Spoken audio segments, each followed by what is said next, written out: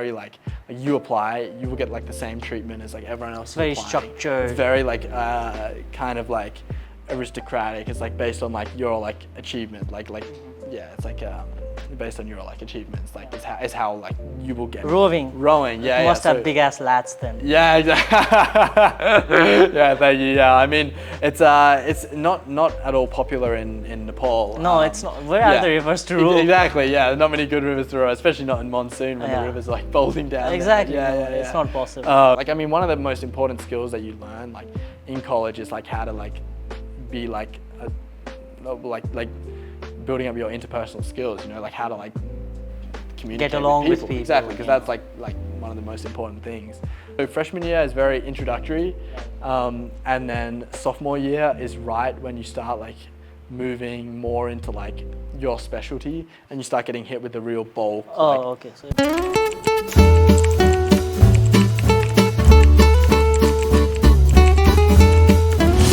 So welcome to the podcast. So first question is, what brings you here to Nepal, and how long have you been here? Okay, so what brought me here was MIT, my school in the US, does a program called MISTY. It's the MIT International Science Technology Initiative. And so that it goes to a lot of countries around the world, like almost like every country that you can like work in effectively. And so I heard about Nepal, MISTY Nepal, through this program. And also I had a really good friend here right now who was doing it too. And he like sort of like convinced me to do it. So that was the first step, like finding out like that I wanted to come to Nepal. Also like, I mean, Nepal is like an amazing country. You were talking about MISTY, so let's expand on that. So what is that, and how did your friend convince you? What were the reasons that he told you that, okay, you should come to Nepal because this? Right, so MISTY, it's sort of just like an opportunity kinda. Like most of the drive for coming like comes from like you do you want to go to another country, like do you want to like get out of your comfort zone and work somewhere that's like you're never gonna or like a once in a lifetime opportunity. And that like Nepal like really struck that for me. My friend, he's very into like Buddhism and that sort of thing, so that's how he got interested. And then like I got interested mainly because like it was something that was just like very like vastly different from like anywhere I'd ever been, and it's like also one of the times in my life where like I'm at like MIT currently, and like they give this opportunity, and like I don't know if I'll ever be out of work like somewhere like this in my life again, because obviously like I plan on like starting a proper career somewhere in like a very different like country to this. So like it's like a lifetime opportunity. Exactly, a once in a lifetime thing. And so like we were talking about it in a library while we were studying. He's also studying physics. We were talking about it in a library one day. Of course, library. Yeah, exactly. I mean, and it really like stuck out to me as like somewhere I like could see myself working for a summer. And I'm glad I took that opportunity. So yeah. So how long are you staying here for? So I'm here for 2 months. Right now I've been here for about a month and a half. It's been very good. 2 months is definitely like a long time though. So yeah, I'm definitely getting real like feel for the culture around here at a much more like interpersonal level rather than like a holiday kind of. It's not a holiday. It's not exactly, a vacation. exactly. Yeah, you're living here practically. Yeah, exactly. I mean, the only time I like go exploring is on weekends. The other time I'm like working like right in with like a big company full of like mostly like Nepali people. I mean, the only non-Nepali people at the company are the other MIT interns. So it's very, I quite like being in a, so submersed in the culture here. I feel like I get a lot more out of it that way. So we were talking about work. Again, expand on, you're working in NOC, I believe. NIC, National Innovation Center. Yes. So how is it like working there? How do you find people of NIC and the Nepalese people there? How does your day-to-day life go there? What are your tasks? Just brief me on that. Yeah, so NIC is a very, very cool place. It was not at all what I was expecting it to be. I remember getting quite a shock on my first day. I mean, because National Innovation Center, a place that with that name in America would be like some like big like skyscraper building with like all these like people cool wearing tech, like suits and stuff like that. Equipment. Yeah, I came in the morning. There was like not many other people there. I just sort of like, it was like, okay, Workshop like, gotta find something to do. But it's a very good, like a cool place to work, I'd say. Very, very different to anywhere I've ever worked in my life. The people are really nice. A lot of the people there really know what they're doing. So a lot of people have like very very strong knowledge in their like specific areas. As like some electrical engineers. Very, very impressive compared to what I was expecting coming to Nepal. So yeah, on my team is quite big. We have about 12 people working on the drone. 12 people on a drone? Around about.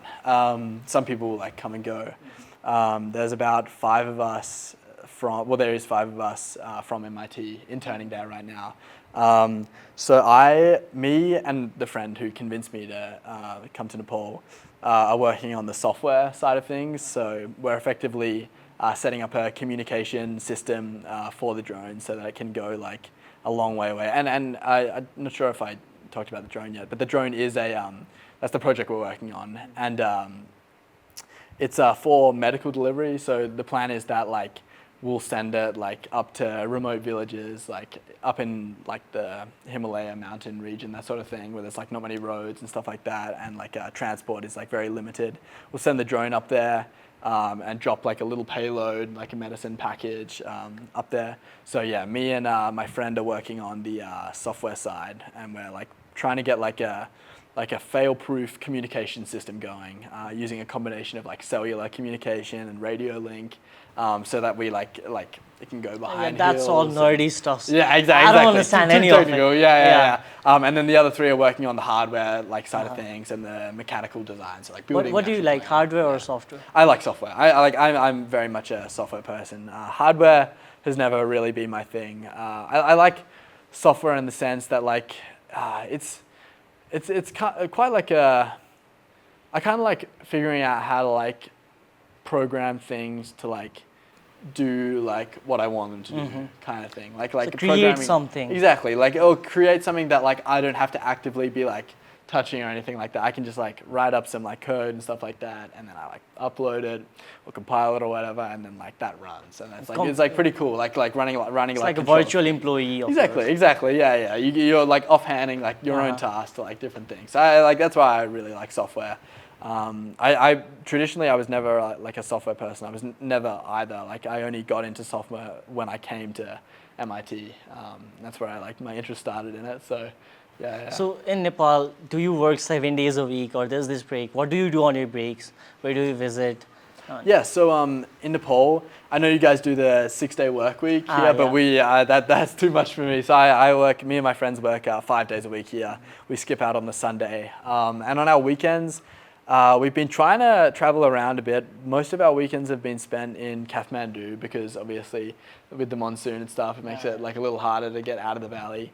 But actually, in the most recent weekend, a different friend, and I went to Pokhara by plane, and that was very nice. Like especially on the plane ride, seeing the Himalayas, that was like very beautiful.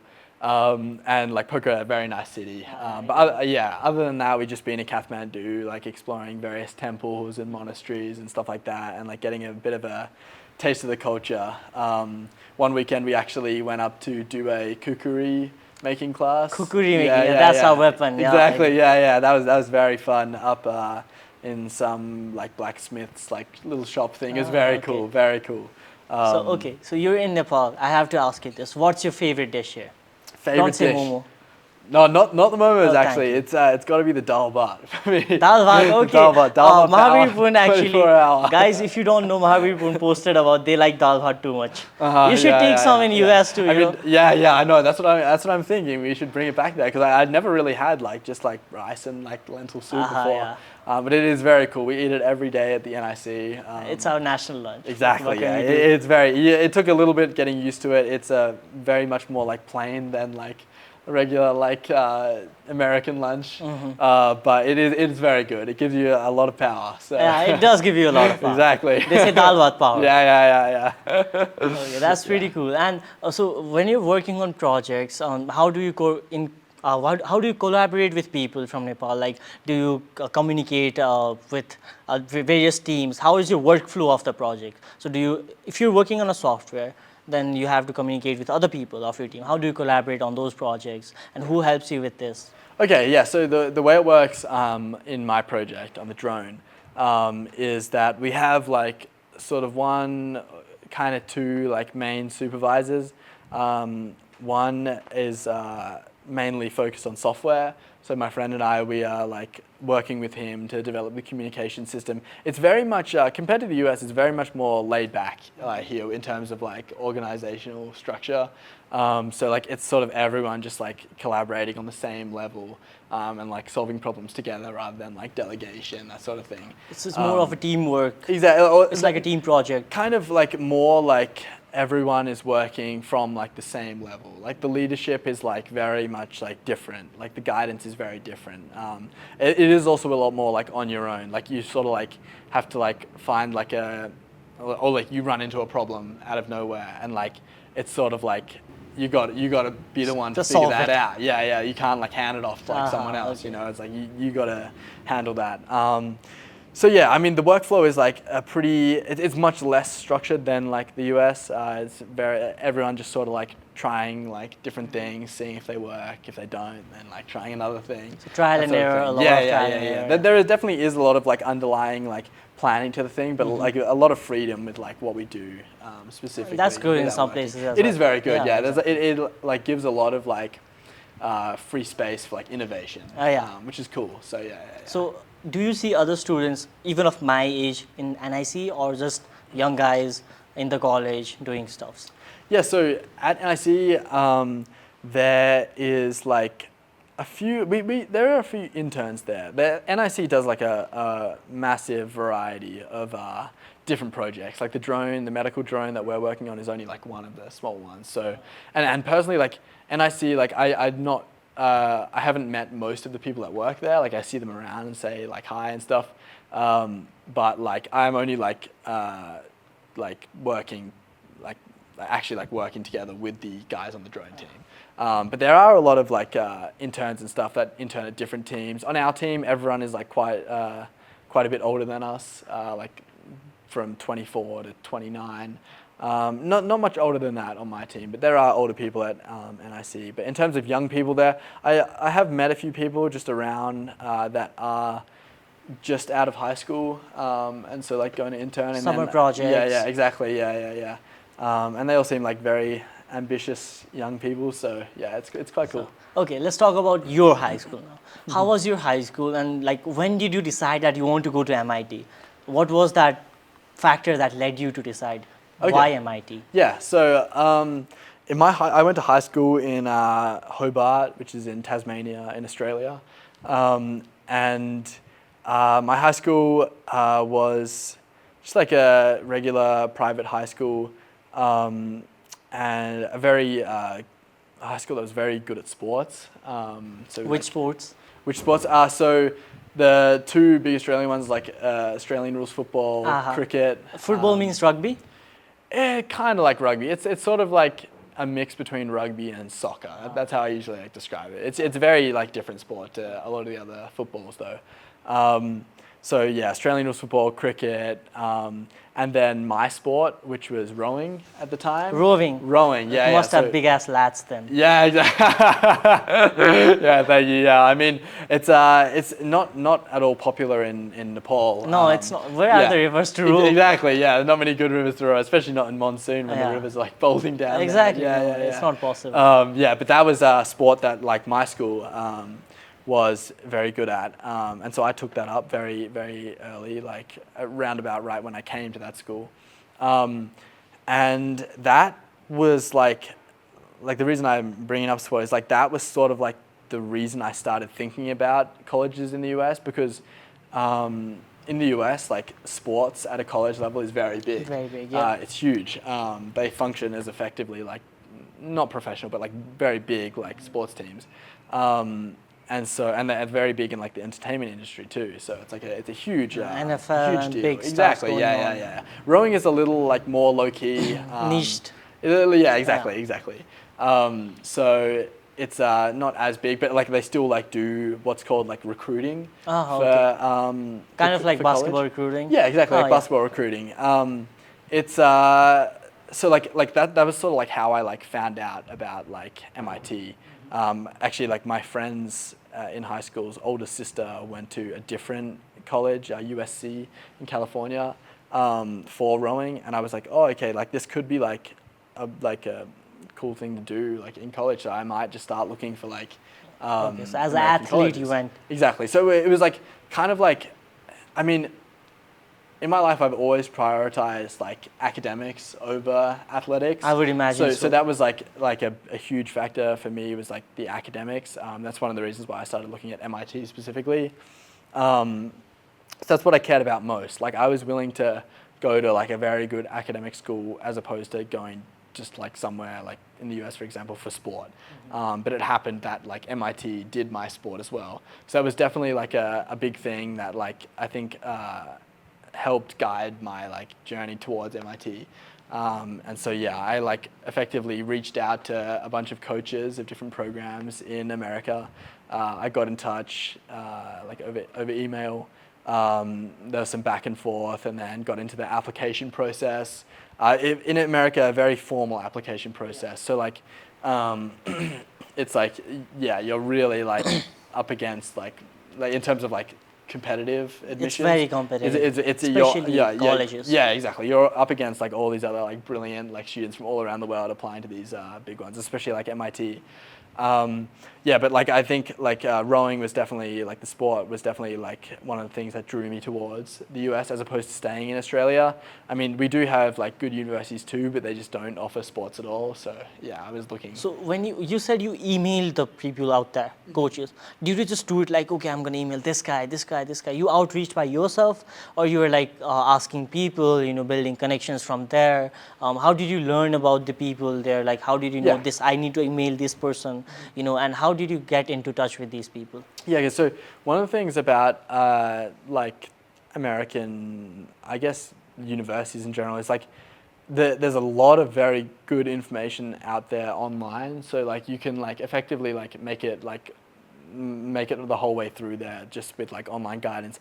I did use what is called like a recruiting agent, but it's like someone who kind of like collects all the information for you, and then like so they synthesize these stuff. Yeah, like a service. Like they connect all the exactly. They synthesize all the information into like so you save like a lot of time looking, and they also like provide you guidance in like where to look. But then like it was up to me to like reach out to like coaches and that sort of thing myself. So almost like a counselor. They are the counselors. Yeah, exactly like a counselor. Yeah, so like. But like after they give you like that information, yeah, you're like on your own, like you're in the application process. They just make it a lot easier to access that information. So they get you to the water and throw you off. Exactly. Yeah. You have to row your way. Yeah, exactly. Exactly. So let's talk about the application process. You said you were like going by rowing, rhymes. Going by rowing. Okay. So then after that, how did you transition to the Common App process? Because you apply through Common App. Okay, so it's so I'll start from the start. It's like, so rowing got me interested in the US, first of all. The way they do things at MIT is a little different, especially in terms of sports, and in terms of academics too. It's very like on its own thing. So I actually can't speak as for the Common App because MIT has its own application, so it's not part of the Common App. So own portal of application. Own application Did portal. you only apply to MIT? In the end, yes. That's because there was some circumstances that arose during COVID that like meant that MIT was the only like sort of like viable choice for me. The only choice that like I saw worth in going to, that I could have gone to as opposed to staying in Australia. So the way it worked at MIT is first I got in contact with the coaches, and you can do this for any sort of sport, not just rowing. I got in contact with the coaches, and then they can provide like support for your application. And so what you do after that is you go and apply to like the website or the Common App and stuff like that. And then the rowing support combines with the actual application. And then like your application gets submitted to admissions, and then you find out like a few months later or whatever. The actual application itself, they're usually like pretty like they're pretty like deep. They're very like it take quite a while to fill out. They usually have a component which is the essay component. Yeah, and that's like usually quite difficult. And then you also need some very strong for the US. You need some very strong like test scores, like academics, SAT, SATs, academics, APs. like transcripts too. That sort of things, and also like projects, other achievements, other like academic achievements. So you put all that on your profile. It takes like a very long time to fill out. Usually you have to do this for like every university you're applying, unless you have the Common App. But I can't speak for that because I never did one. And then so yeah, it gets submitted to admissions, and after that you find out that you've like either got waitlisted or got rejected. Waitlisting, I can't speak for most schools, but I know at MIT it's usually like a bad sign. Like acceptance is what you want. And so yeah, in terms of the Okay, wait. So let me stop here.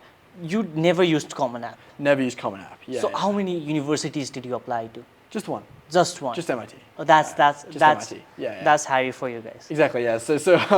So like, effectively like, the way you like kind of like find how to like apply and like fill out like your application forms, like all of the stuff is like very online. Like the way America does things as opposed to like Nepal is like very like formal. Like everything is like very like you apply, you will get like the same treatment as like everyone else. It's very applying. structured. It's very like kind of like aristocratic. It's like based on like your like achievement. Yeah, it's like based on your like achievements. Like is how like you will get in. As opposed to like knowing someone or something like that. Yeah. So it's like very like formal online. You go to the like application website, you like fill it out to the best of your ability, and then all you can do is wait. So it's a very nerve-wracking process. Right. But yeah, I can totally relate to it. Yeah. So how long did it take you to write out your essay? I know it takes a lot. Yeah. So the essays took not too long, honestly.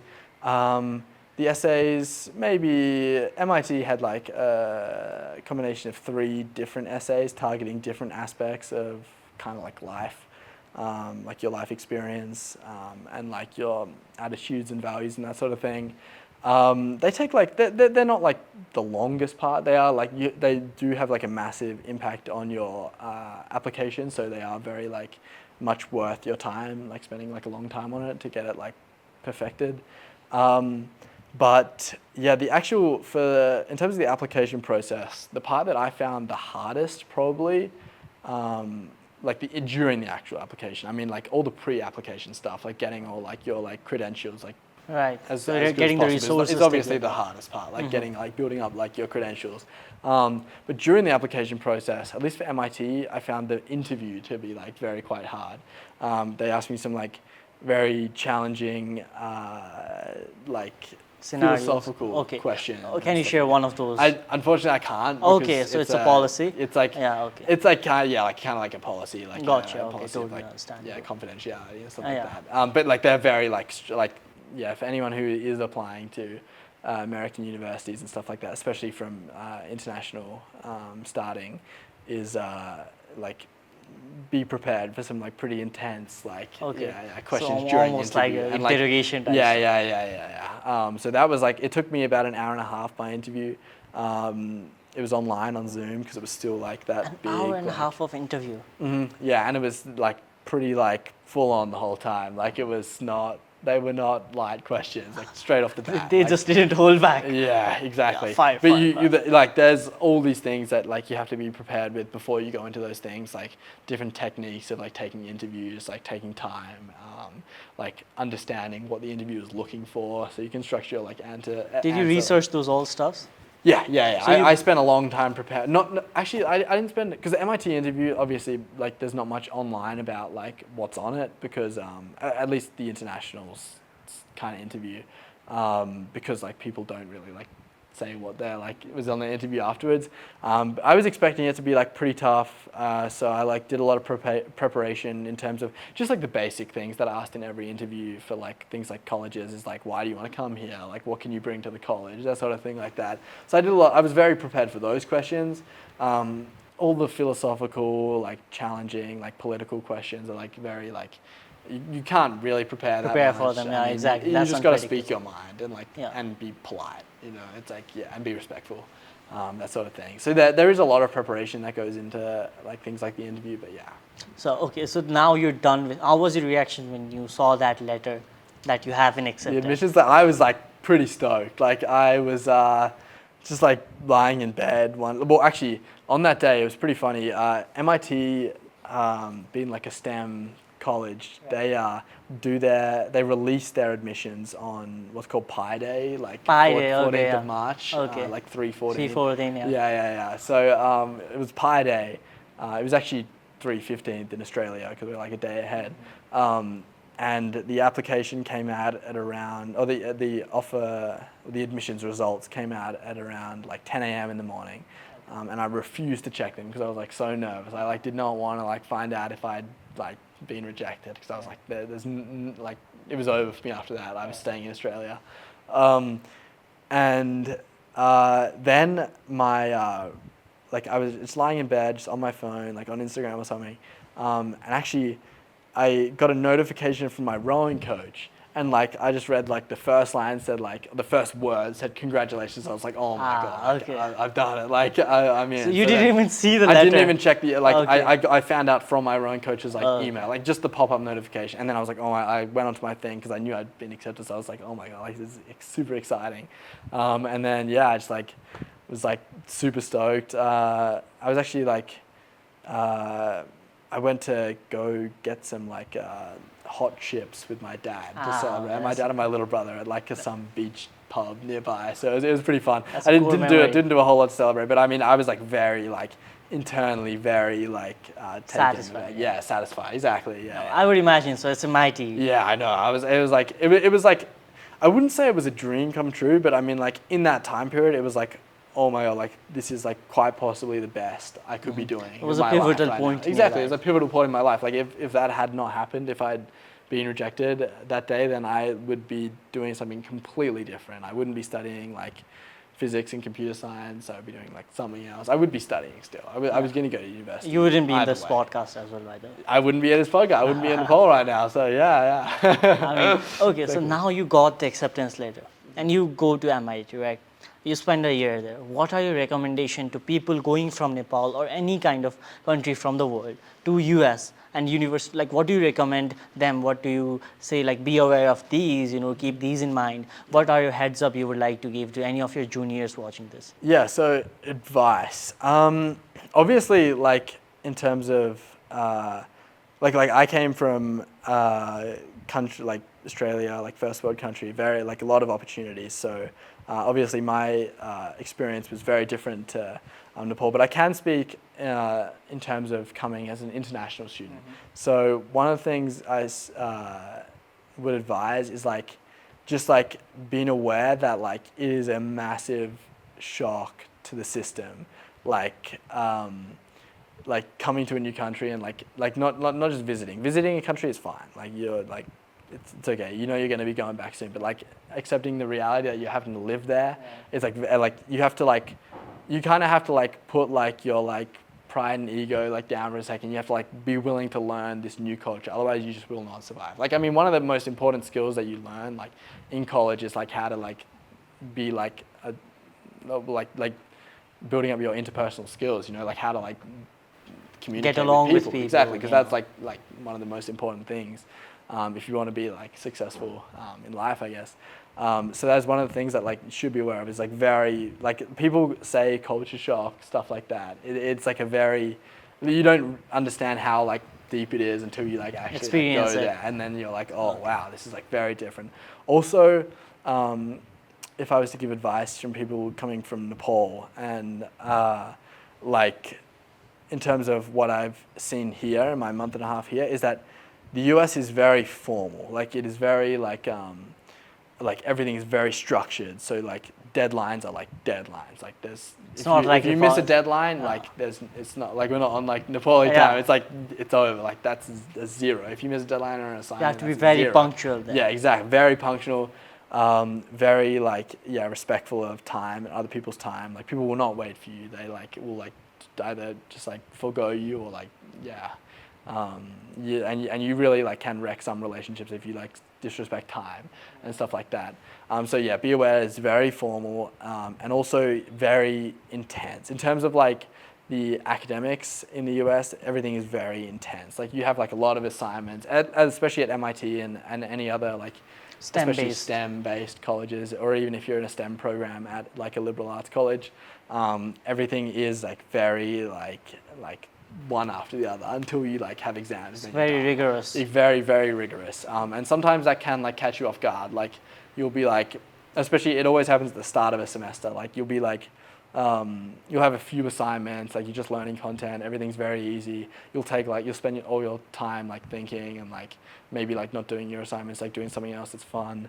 And then like you'll finish those ones and it's like, oh my God, like the next one is due like right after that. It's like, I got to get back in there. And like you realize you have to like sacrifice a lot of your free time to like study, which is like personally for me, like I really enjoy studying. Like it's honestly like a pastime that I kind of like. I like to really enjoy it. It's very fulfilling. So like I haven't faced that problem a lot, but I know like there is a lot of like people getting quite shocked when they start university.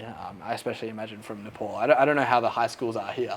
Oh, it's very rigorous here too. Okay. So that's honestly like a good step in terms of like preparing you for. Especially in terms of STEM, it's kind of similar. I have heard like a similar thing, and about like India too. So like India, Nepal, South Asian. Exactly. So I mean like that's a very good like starting point.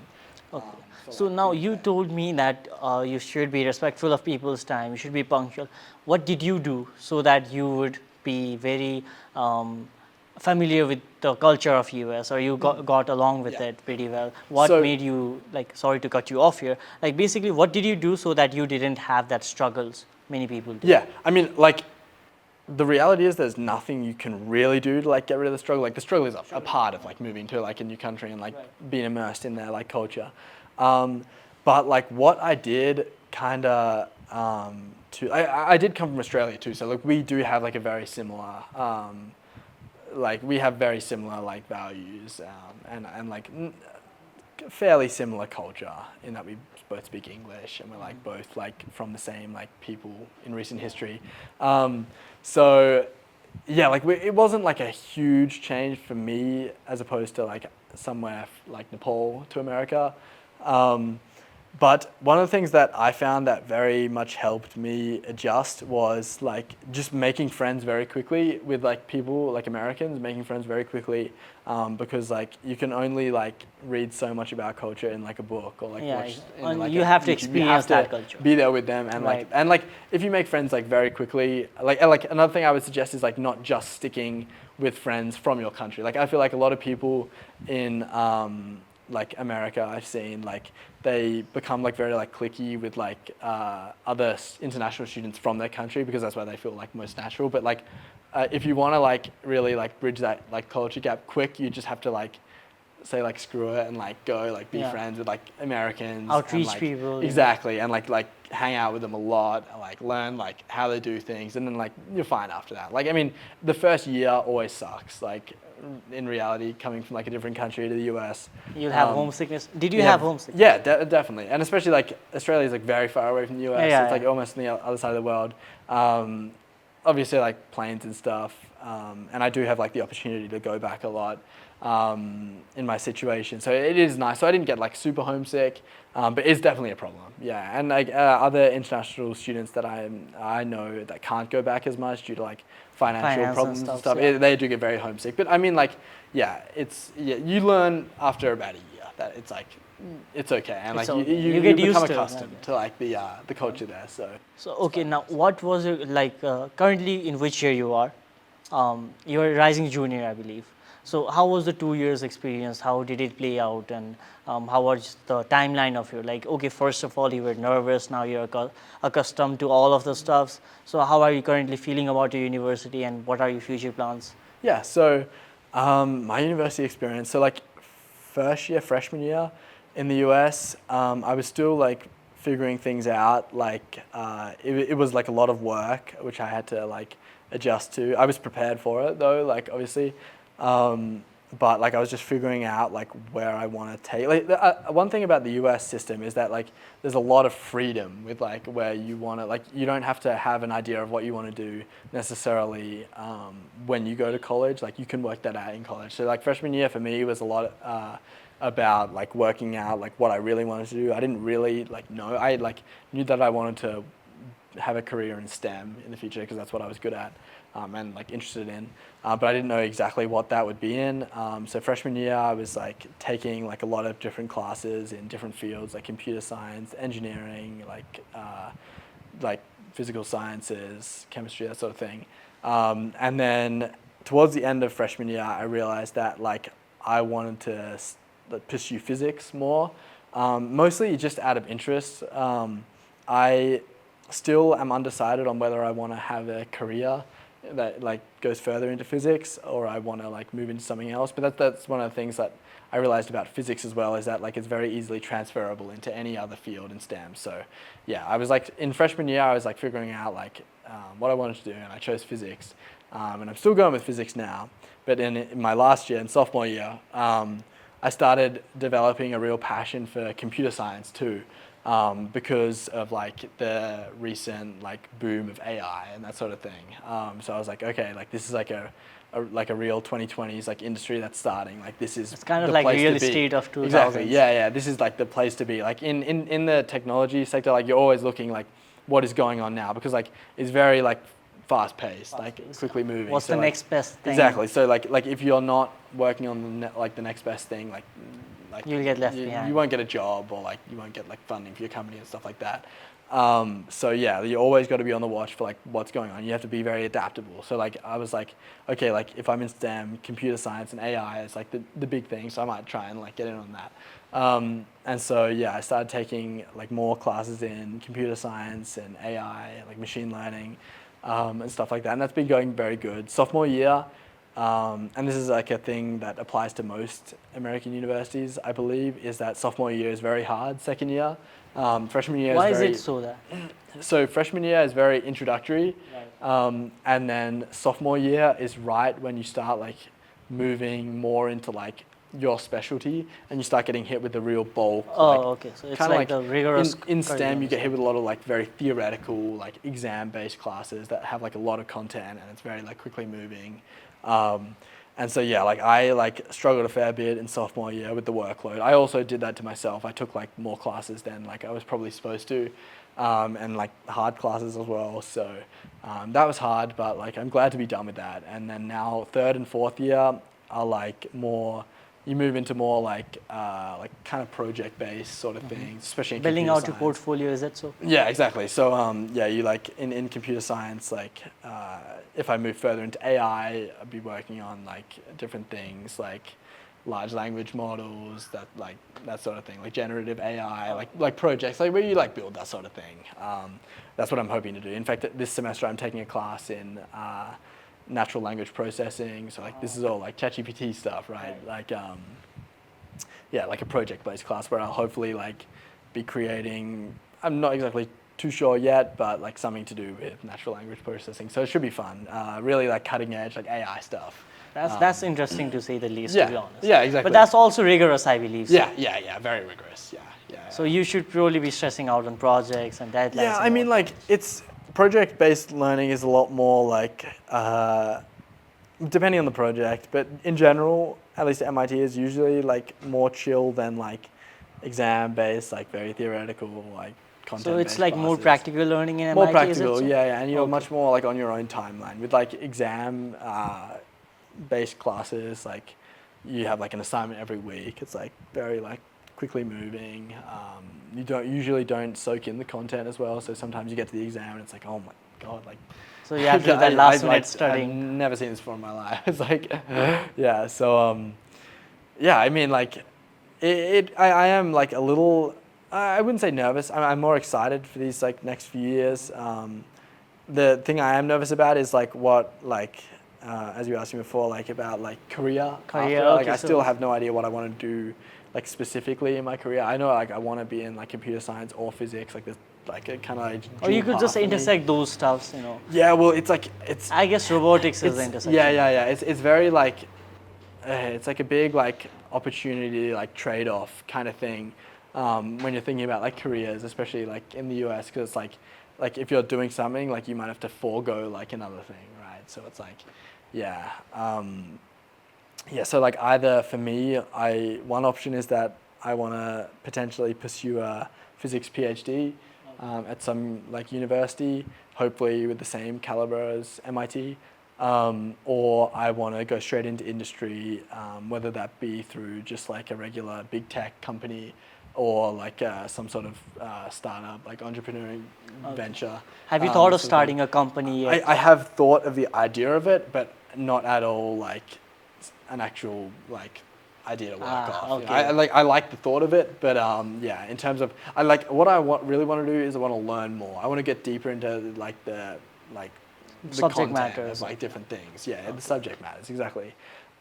Before I like make like a startup, like I don't want to like just make a startup because it's making a startup. I want to like find a really good idea potentially, and then like maybe build it up with a startup or work in that field, like one of the two.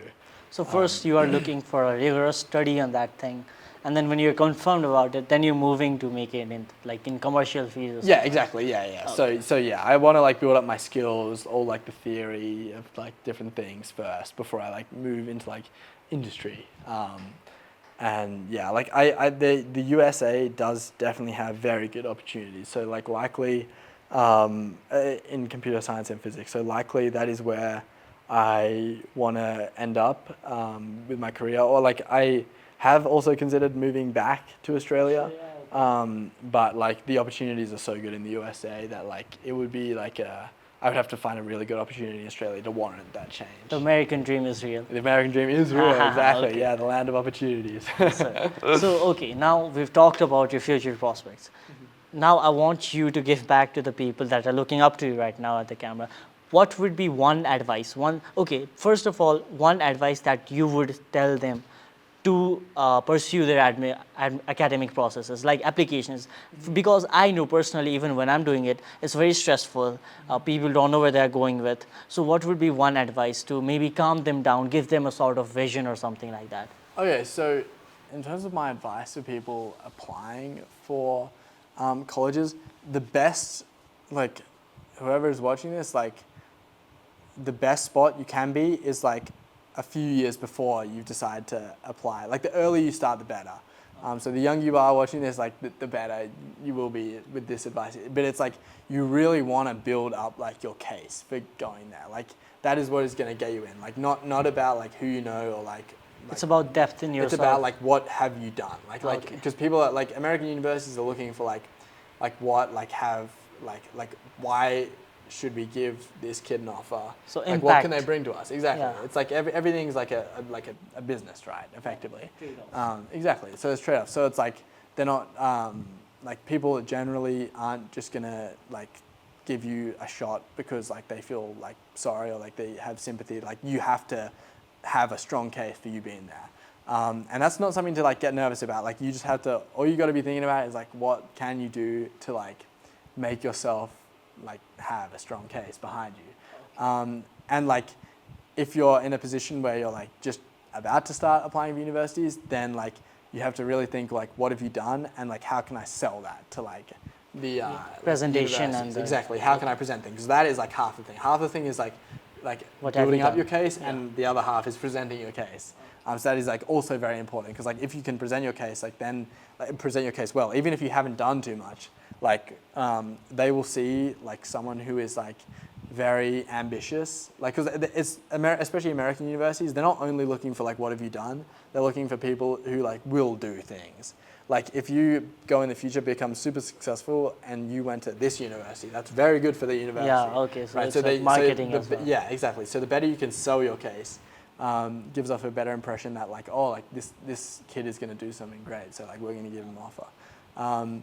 There are also like being smart about like applying for different universities. Like it's not, if you have like never done anything in STEM, for example, and you don't know much about like STEM or like technology and like that sort of thing, like I would definitely not recommend applying to MIT or like a university just because it has like a good name. Like you really want to like perfect university for yourself. Exactly. You really want to like find universities that tailor to what like you want, not just like what you have and want. So like not just like applying to any random university. Really like being specific with the ones that like you want to go to and like that you also have a chance with. Like you're not going to apply to like a university that is like super like high up if you haven't got any like good like academic record. If you can't offer to the university, it doesn't make sense. Because it's just a waste of time. Like you're going to get like rejected either way. But like you're really trying to find that level, and there's like heaps of things online about like trying to figure out like you can honestly get a good feel for like the other applicants that you're against, like competing with, what they've done, and then like finding like universities that like have applicants that are like similar to yourself, and you definitely always want to be on like you want to do as good as possible. So like out of the range that like you think you have a shot at, like you always want to be going for the top ones of that, and maybe even like pushing a little bit above that, just like trying your luck. But okay, so now we've already talked to people that are applying. What about the ones that are going to university now? Because I believe a lot of our audience is also going to US. Yeah. So what would we? Okay, we've already talked about being accustomed to the culture. But okay, now imagine that your brother is coming to the university. What would you say one sentence to him to make him ready for the workload or the culture, everything? So for like just getting accustomed to it. So just a one sentence. Imagine you have to send one text. One sentence. Yeah. I guess like my one sentence would be. It's a good question. Probably just like not, or like going with like an open mind.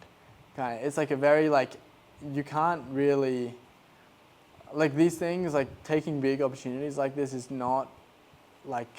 There's a lot of unpredictability that goes along with it. So be open to everything. Be open to like things and like know that it's not going to be easy at all. Like it is not like it's a very like good opportunity that you're taking, but it's like not easy. Like getting the opportunity is like only half of it. The other half is like making the most of the opportunity.